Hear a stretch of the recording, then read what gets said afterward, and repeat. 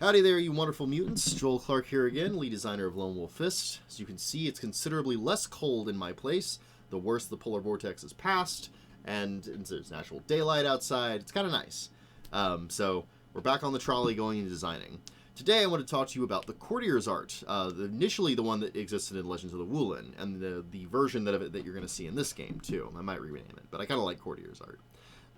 So the Courtier's art back in Legends of the Woolen days allowed you as a player to socially manipulate your foes. You could create chi imbalances about their emotions, and you would inspire powerful emotions in them. These could in turn be used to power curses or do all sorts of other things from other secret artists. But it all began with the Courtier. Like, they would mess with your passions. And that was a really fun class in a lot of ways.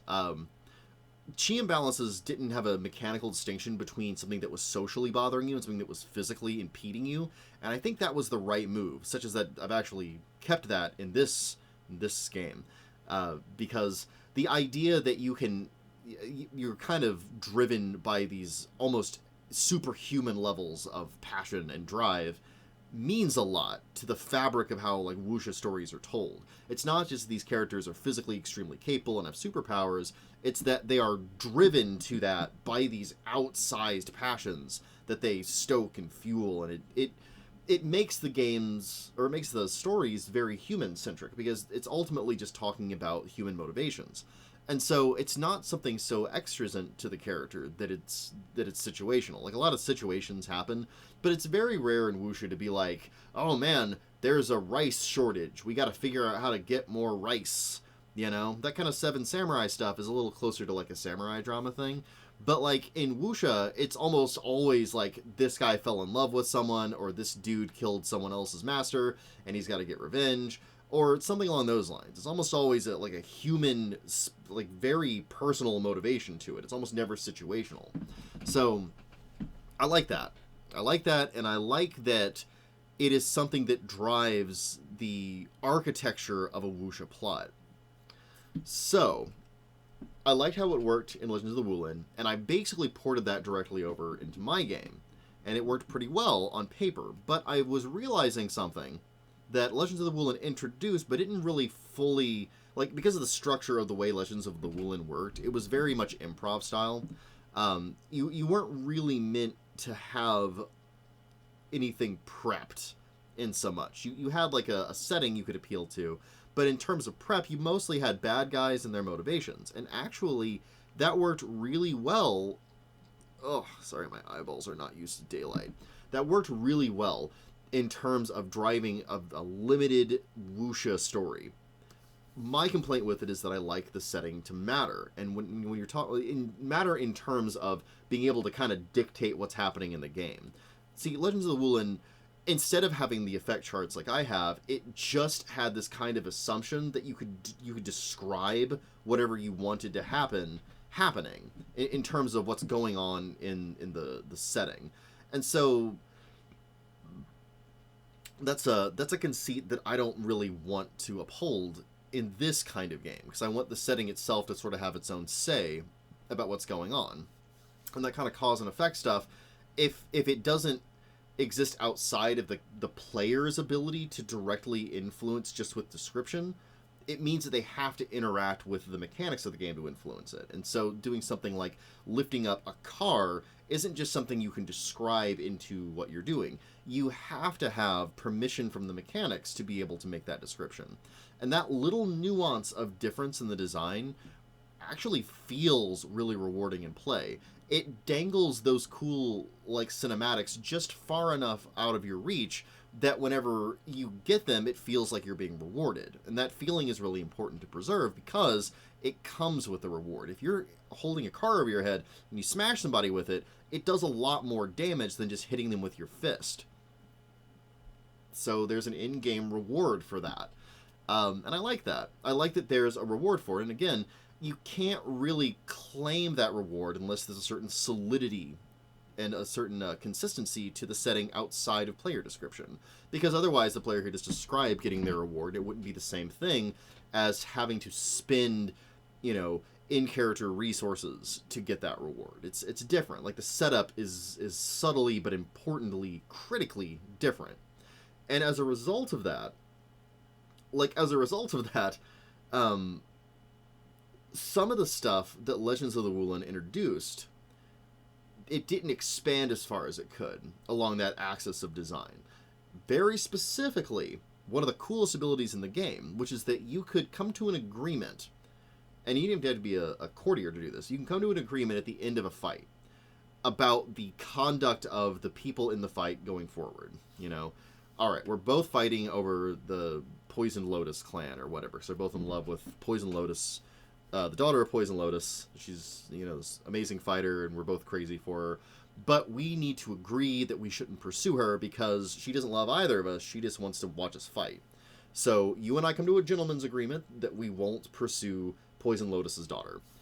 And what you would do then is you would take all of your damage from that fight, which was just a set of dice called ripples, and you would roll them, and the resulting set would be an imbalance, like an emotional imbalance that would stick on your character. And it would basically say, if you go against what you said you were going to do, you have to deal with the negative of this imbalance.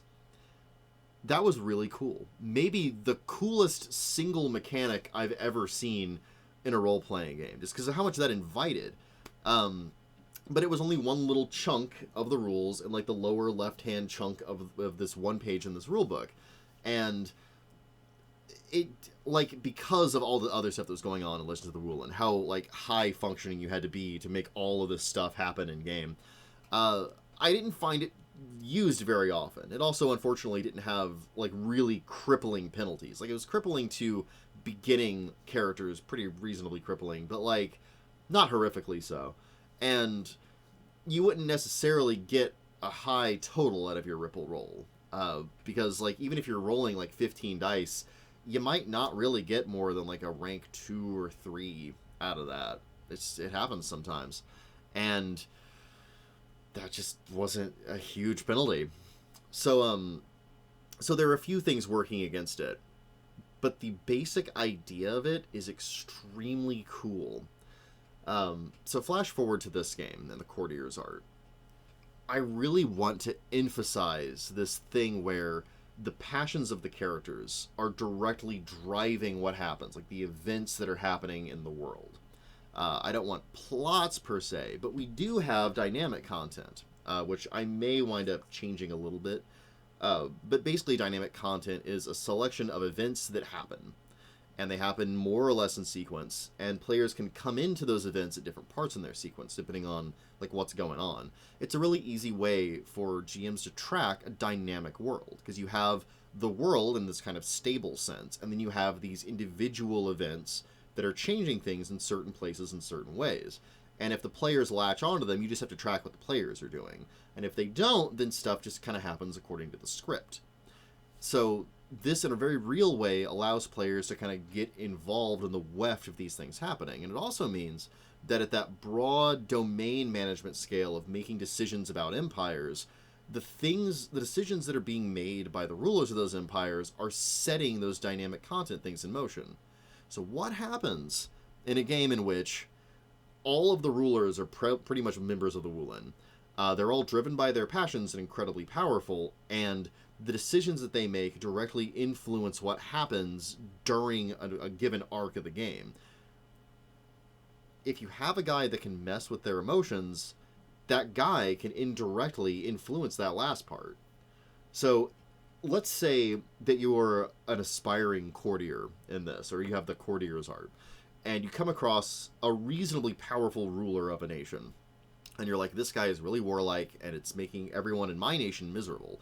So you spend a scene talking to the guy, and you're rolling effort, and you're making hard actions, and while you're doing that, you're building an imbalance in this guy.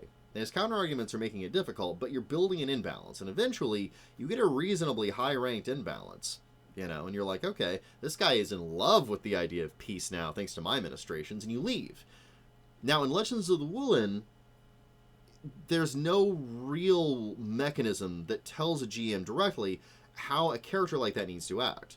But if you had that mechanism, that's the only thing that's keeping you, as a GM, from saying, okay, you made this guy live with peace. Therefore, when he makes his domain move, because he's aligned with peace now, instead of doing a make war action, he's going to do a declare treaty action. Because that's what his imbalance says to do. Otherwise, he has to forego, I don't know, a certain number of actions or something like that in his turn. Suddenly, you as a courtier have a very real ability to kind of program these different nations to do what you want them to do. Now, of course, you might be getting undone by other courtiers, or like they might get wise to your manipulations and come and seek to kill you or something like that. But that just drives the game even further, right? That's like cool stuff that could happen. So, designing the courtier's art, even designing it to do basically identically what it did in Legends of the Woolen, I've come to a point where I need to figure out how that domain management thing works, because the idea is going to be that eventually players are going to aspire to have their own domains, their own rulership, and they're going to be able to do those broad scale, big scale actions. And that's where all the really cool late game stuff, like making artifacts or making your own kung fu, all that stuff is going to live, is there in that very inset. But until they get there, the powerful NPCs that are calling the shots in the setting, they're going to be taking domain actions, and over the course of a plot arc, the players will be interacting with the things that happen as a result of that. So even prior to being able to manage their own domains, courtiers and other characters who are able to influence people's emotions or put curses on them or whatever, are going to be able to go to one of those rulers and monkey with them and kind of steer things in the direction that they want. So it has forced me to take a brief break from finishing up the courtier's art. It's in the middle of getting written. It's about halfway through.